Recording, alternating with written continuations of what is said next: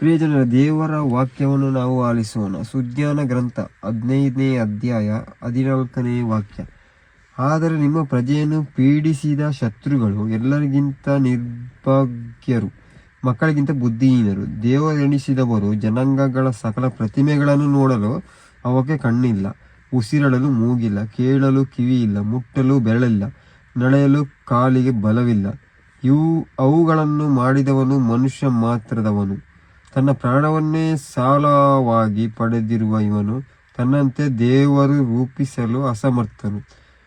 ನಿರ್ಜೀವವಾದವು ಮರ್ತ್ಯುಮಾನವ ದುರ್ಬಲ ಕೈಗಳಿಂದ ಆದವು.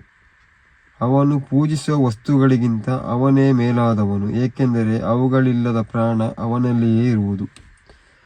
ಪ್ರಿಯಜನರೇ, ನಾವು ದೇವರನ್ನು ಮೀರಿ ಯಾವುದೇ ಕೆಲಸ ಮಾಡಲಿಕ್ಕೆ ಸಾಧ್ಯವಿಲ್ಲ. ದೇವರಿಗೆ ವಿರೋಧವಾದ ಕೆಲಸಗಳು ನಾವು ಮಾಡಬಾರದು.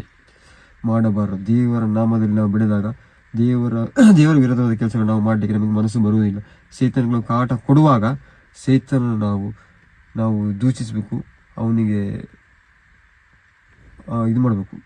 ಯಾವ ರೀತಿ ಅಂತ ಹೇಳಿದ್ರೆ ಆಲೋಚನೆಗಳು ಕೊಡ್ತಾನೆ, ಯೋಚನೆಗಳಿಗೆ ನಾವು ಇದಾಗಬೇಕು, ಯೋಚನೆ ಮಾಡಬಾರ್ದು. ಅವನು ಕೊಡುವಂಥ ಆಲೋಚನೆಗಳಿಗೆ ನಾವು ಯೋಚನೆ ಮಾಡಬಾರ್ದು.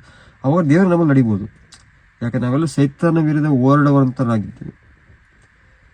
ಈ ವಚನವನ್ನು ಕೇಳುವಂಥ ಪ್ರತಿಯೊಬ್ಬರ ಮೇಲೆ ದೇವರ ಯೇಸುವಿನ ನಾಮ ಇಳಿದು ಬರಲಿ. ಹಾಲೆಲೂಯ್ಯ.